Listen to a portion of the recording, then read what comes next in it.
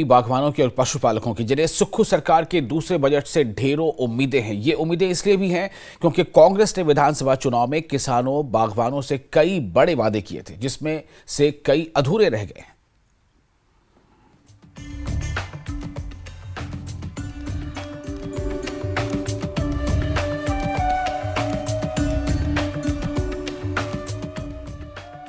करीब 80 लाख की आबादी वाले हिमाचल प्रदेश में 10 लाख से ज्यादा लोग खेती किसानी के जरिए अपनी आजीविका चलाते हैं, जिसमें 5 लाख से ज्यादा बागवानी से जुड़े हैं, बाकी सामान्य खेती और पशुपालन से, जिनकी जिंदगी पहाड़ों की मिट्टी पर पहाड़ जैसी समस्याओं के साथ गुजरती है। तो हमारी तो छोटे खेत भी है।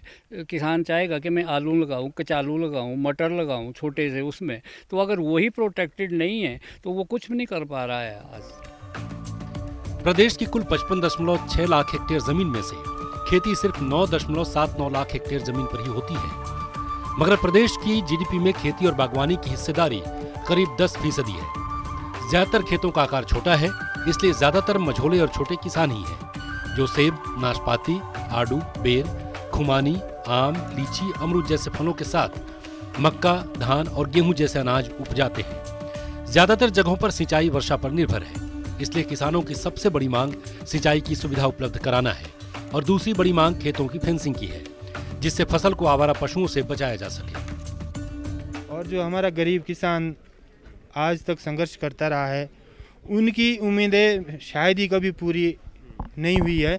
इसलिए सुक्खू सरकार पर सबसे ज़्यादा किसानों की जो किसान है हमारे, वो उनकी जो डिमांड है वो पूरी करनी चाहिए और आश्वासन भी उनको मिलना चाहिए और मांग भी उनकी पूरी होनी चाहिए। क्योंकि आजकल हम देख रहे हैं दवाइयाँ इतनी महंगी हो गई, बीज इतना महंगा हो गया। अगर सब्सिडी नहीं उसमें होगी तो किसान क्या करेगा? किसान तो ऐसे ही मरेगा। दिहाड़ी मजदूरी टाइम से नहीं मिल रही है आजकल डेट में, तो किसान के हित में फ़ायदा होना चाहिए।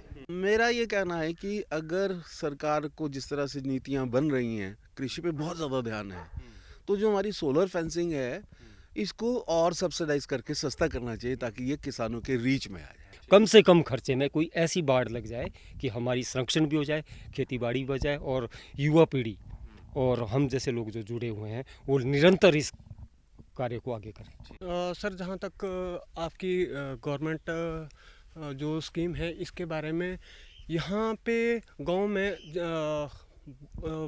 लोगों को इसकी जानकारी बहुत ज़्यादा कम है। मुख्य कारण हमारा ये भी एक हम लेके चलते हैं और फिर इसके साथ ज़्यादातर हम इसको ये नहीं कह पाएंगे कि ये इसमें नॉलेज की कमी है। इसमें थोड़ी सी हमारी जो है, हम ये भी लेके चलते हैं कि थोड़ी निरक्षरता भी हम इसमें मेन मुद्दा लेके चलेंगे। जो योजनाएं हैं वो व्यावहारिक नहीं है, वो आपके ज़मीनी स्तर पे नहीं है, वो ज़मीनी स्तर पे कम मतलब लाभ नहीं है उसका जमीनी स्तर पे। जी, कुछ किसानों का कहना है कि फिलहाल फेंसिंग और सिंचाई के लिए जिस तरह की योजनाएं चलाई जा रही हैं, वो किसानों के लिए ना तो किफायती हैं न फायदेमंद। लिहाजा योजनाएं जमीनी समस्याओं को समझकर बनाई जाए। मंत्री और विधायकों को ये लिखा है कि जो आपकी सरकार की योजना है ये अफोर्डेबल नहीं है गरीब किसान को। मैं आपको बताऊंगा, मेरे एडजॉइनिंग में एक किसान ने 1,20,000 रुपया अपनी जेब से दिया है। तो क्या हर किसान दे पाएगा उसको? वो तो थोड़ा सा टमाटर कैश क्रॉप उगाते हैं और अच्छी फैमिली है, 3-4 कुछ वो चलो सर्विस में भी होंगे, तो उन्होंने तो वो हिम्मत की। पर जब मैंने उनसे पूछा कि भाई आपको फ़ायदा क्या है, वो बोलते जी फ़ायदा कुछ नहीं, आप आकर के हमारे खेत में। मैंने आज भी उनको वो किया कि आप भी अपनी समस्या वो कह सकते हैं। तो हमने एक मॉडल जो तैयार किया है जिसमें कि सरकार की योजना से 1/4 खर्च आता है वो हमें दी जाए और मीटर के हिसाब से, पर रनिंग मीटर के हिसाब से हमें मॉडल बताया जाए और मटेरियल की स्पेसिफिकेशन किसान खुद लगाए और सरकार उसको नापे और वो करे और तब उसको वो पर मीटर पैसा वो रिलीज करे। उपज की सही कीमत मिलना भी किसानों की सबसे बड़ी समस्या है, जिसे लेकर किसान सभा की मांग है कि सुक्खू सरकार फल, सब्जियां और सभी फसलों की मिनिमम बेस प्राइस तय करे और प्रदेश में खेती आधारित उद्योग विकसित करे।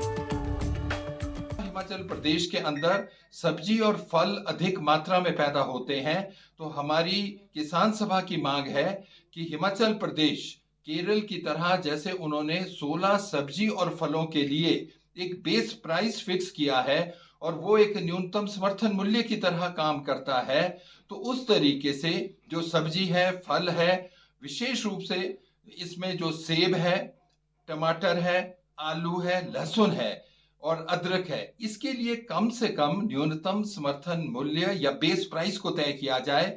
और इसको करने के लिए दो चीजें करनी होगी, पर इन पर आधारित एक तरफ तो उद्योग लगे और दूसरी तरफ इनकी स्टोरेज को ऑफ सीजन के लिए इनके लिए सीएस स्टोरेज की फैसिलिटीज क्रिएट की जाए।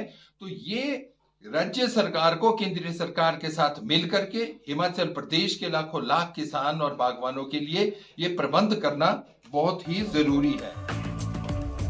किसानों की उम्मीद ये भी है कि सरकार उनकी बेहतरी के लिए नई योजनाएं और नए अनुदान का ऐलान करेगी। साथ ही ट्रांसपोर्टेशन, कोल्ड स्टोरेज, मंडी और मार्केट की समस्या भी दूर करेगी।